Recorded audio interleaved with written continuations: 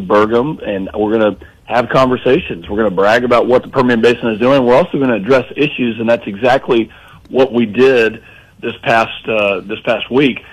We went to a frac site. He had spent some time on the New Mexico side the day before on Monday, and then on Tuesday morning, we got a chance to walk through and just to see the gains, the efficiencies, the timelines, and just how much this industry has done in the past 3 or 4 years, even in the past year, to get production on and going smoothly and in a fast, efficient way.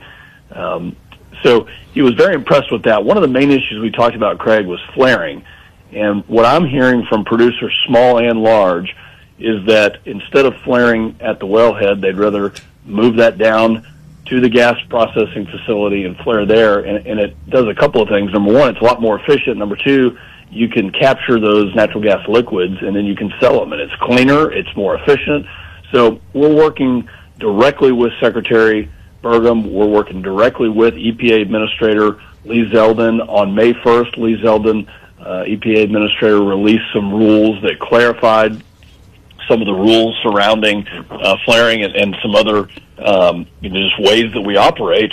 And it was kind of neat. I'll tell you, we were sitting in a round table, had a lot of small and large producers present, probably 15, 20 people, and Secretary Burgum answered his phone, and it was President Trump, and he talked to him for 10 or 15 minutes privately. Then he came back in the room, and he put the president on speakerphone, and he said, "Mr. President, I am in the Permian Basin with Congressman Pfluger." And he goes, "I love the Permian Basin." He said, "I love what you're doing. You're my people that are producing so much energy." And he said, "We can't do this without you. We need you to produce more." And he was so complimentary, but it was neat to have him call in. That's the way he operates. And so also Secretary Burgum has his ear, and the issues that we talked about, we know that directly Secretary Burgum was going to be in the Oval Office this week talking about those things and advocating. So it was a great visit. He had a chance to talk to so many people, was impressed with the area, and really understands and appreciates that energy independence, energy dominance, the fact that we have this foundation is a direct result and 100% attributable to the Permian Basin, going from 1 million barrels a day in 2010 to now 6.5 million barrels a day today. Congressman, I just can't picture in my mind Joe Biden or Barack Obama addressing a group of oil men in a nice, friendly way. I just can't see that happening. So it's so good to have our president and Burgum and you and everybody else that's out there fighting for the Permian Basin. That is a far cry from Biden. It's just you would never see it. It wouldn't happen. They wanted to kill this industry, and President Trump has stood up and said, "No, this is." And he doesn't. The thoughts on how to do that. Sometimes we have to tell him that and educate him on how to get there. We know that, but no, those presidents would never have done that. And you have somebody who appreciates it and is willing to be educated on it, and that's exactly what Burgum was doing. Congressman, you've been around Donald Trump. We're big Trump supporters here, of course, and you've been around him in the Oval Office and whatnot. Give us a little insight as to how the president acts. We see him on TV and everything, but behind closed doors, what's he like? Well, first off, he's nonstop. He's going nonstop. There's meetings nonstop. He's doing stuff from early in the morning to late at night. There is never a moment where he's not getting the business of this country attended to or focused on. He does listen, and I know that at times people may say, well, he'll say this or that. Well, he does, but he listens, and he wants to understand the issue, and he sticks up for America. That's one of the most important things for people to understand. He's sticking up for us, and he doesn't want this oil produced, whole production. Now it's 2%, and they're importing from Iraq, not from the Permian Basin, but from Iraq. And President Trump has had enough of that, and he wants to make this industry and every other industry American-made and keep it that way. And that's what he's like in the Oval Office. He's constantly seeking to stick up for Americans and American jobs and make this country get it back to that shining city on the hill that we were. Congressman August Pfluger on KWEL 1070 and FM 107.1. There's a lot of fraud going on around our country. Of course, Minnesota's a given. Wisconsin, same thing. And now Ohio. What can you tell us about that? Well, there is a lot of fraud, and obviously looking into all of those. The most important thing you need to know about what I'm doing about it, as chairman of the Republican Study Committee, 190 members, I'm the architect of the next big, beautiful bill, and the centerpiece of this is going to be fraud. And I'm pushing the Speaker of the House, Mike Johnson, and Steve Scalise, the Senate, and the White House on getting this done so that we can recapture trust in our government. There are 400 hospice businesses in Los Angeles County alone. 400. There's only a couple in the Permian Basin. There's only a couple in Dallas-Fort Worth. There are 400, and they are defrauding the government. We've seen it in Minnesota. We're uncovering it in a lot of different states, but I think specifically in California, and specifically on health care, they are defrauding the federal government at a rate that is very alarming. This will be a centerpiece of the bill that we do, whether it's USDA and SNAP, food stamp fraud, or health care fraud, or daycare fraud, or any other fraud in the government. We're going to get our arms around it and start chipping away at it. And it's very important that we return this money back to the taxpayers, back to the federal government, and it will lower the cost of everything as we do that. As taxpayers, yes, we don't want to see our tax money wasted. We pay enough in taxes the way it is, but to see it get wasted, not good. So thanks for doing that. Well, absolutely, and you're right. We can't do that, and that's being chairman of this group. We have released a document that outlines legislation that makes things more affordable and not just gets back to not wasting it. It rights the ship to have trust that our government is working for the people, not against our citizens, not against us in the communities, which has been the feeling for a long time. We knew something was wrong, and now we're just getting our arms around that. All right, 7:45 now. The time brought to you by Drainmasters Plumbing in Midland, Randy Water. They do residential and commercial. Call 432-242-0108. Big news story around the country, redistricting. It's being called racist, violation of the Voting Rights Act, and so forth. And what are your thoughts on redistricting?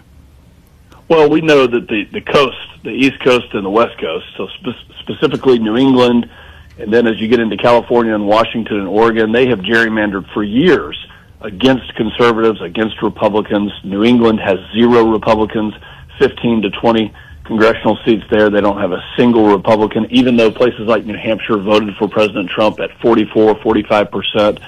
They've been doing this for years. California the same way, with less than now. They've redistricted with less than 10% Republicans, and they had more Trump voters than any other state in California, more Trump voters in California, and they're going to have 4 Republicans out of 55.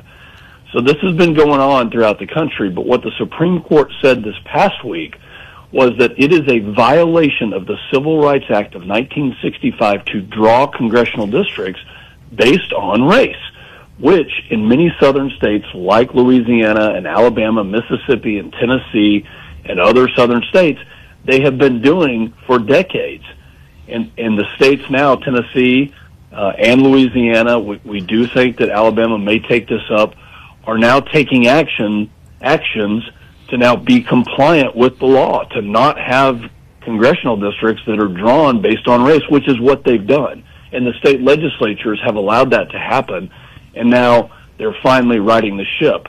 So we'll see what that results in, but I can promise you it's going to be a more accurate representation of the voters of Louisiana, of the voters of Tennessee, of the voters of Alabama. It's not going to be gerrymandered for racial purposes. The Supreme Court has done some very bold things this year, and I think it probably will result in a more accurate representation in the South specifically.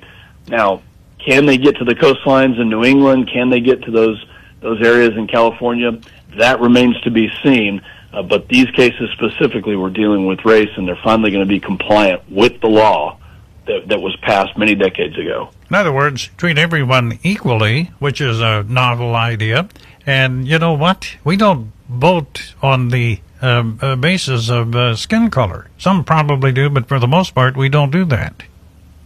Well, that's exactly right. And when those laws were passed in the Civil Rights Act, and that movement was completed, it did some very good things. No poll taxes and things that finally made it where everybody was equal. That was a good thing. They've gone too far, and we're going to have to take that step back to now be compliant with what the true spirit of that law was. Congressman Pfluger with us, 12 minutes away from 8 on KWEL AM and FM.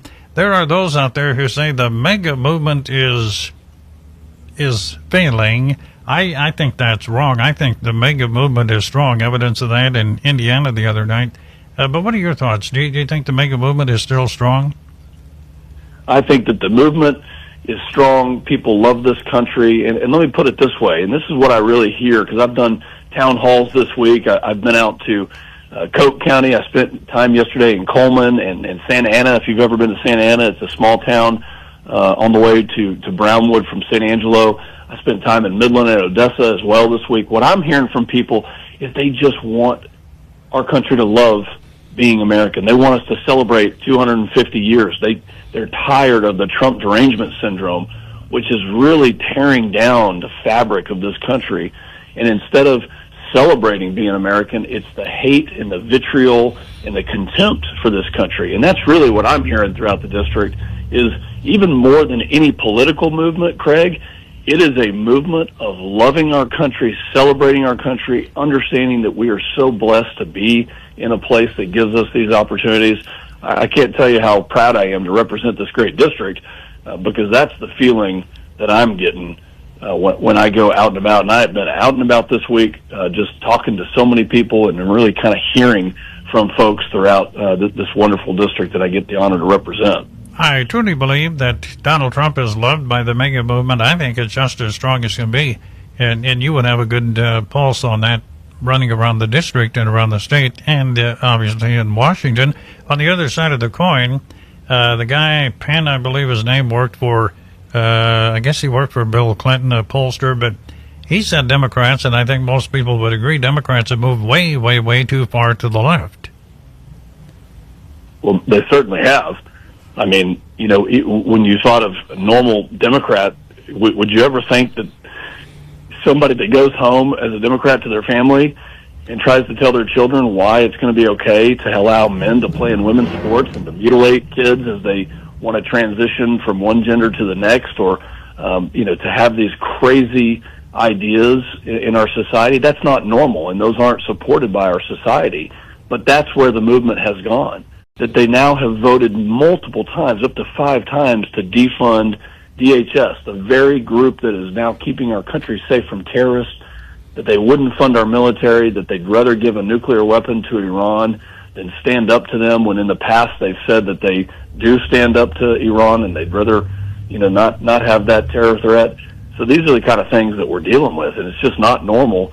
But I'm proud to be an American, and I'd like to see the other side of the aisle just say, I'm proud to be an American too, and Trump has some good ideas. They can't even acknowledge that. That's the hard part right now, is that Biden didn't have many good ideas, I'll tell you that, but he had a couple, and we said it publicly. And again, it wasn't many, but, you know, he had a couple of ideas that we said, okay, we can do that. Like, he got, you know, some of my constituents out of Russian prisons. They had been there for several years, up to 3 years, and he was able to extract them. Remember Trevor Reed?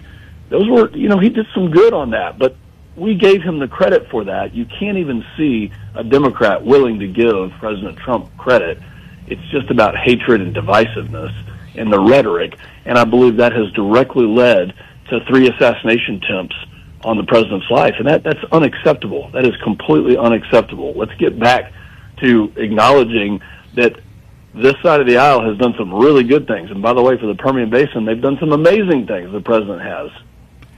As Congressman is now a retired full-bird colonel in the military, in the Air Force, and so you know the military. Do you see the conflict with the Iranians coming to an end soon? You know, I sure hope so. The president took a bold step. He took bold action. You've seen the reporting this week that there are lots of discussions and talks going on. I mean, I think he was right to withdraw several weeks ago and not send Witkoff and the team over to Pakistan to have those discussions because they weren't ready yet. But he is choking off their revenues by ensuring that they cannot sell their oil. And, of course, it's not perfect, but they're doing the best they can on that. And I'll just say, imagine if the Ayatollah was able to get a nuclear weapon and hold hostage the Strait of Hormuz. That would have been a complete failure, and they were very close to getting that weapon. They were very close to having that technology. So he took a bold step. It is a little painful. The president, more than anybody, wants to see gasoline prices come down. He wants to see the trade resume. Europe has been absolutely no help at all. They have been zero help. The Spaniards and even the Germans now have had to come back and retract some of their statements. So the president is really working this with a group of countries like the UAE who exited OPEC and now sees the writing on the wall that they want a strong relationship with the United States, who has taken bold action. And I do think that this will result in a positive outcome in Iran, that we will have a Strait of Hormuz that will once again open back up. But thank goodness for the Permian Basin. We would have no ability to do this successfully if it were not for the energy security that Midland and Odessa have provided, not just the country, not just the United States, but the entire world. We would have a nuclear Iran if it were not for you all doing what you do every single day in the Permian Basin, and I mean that from the bottom of my heart. Congressman Pfluger, well put. We got to leave it at that. Thank you much. God bless America and you and your family. Thank you much. Thank you so much, Craig. God bless.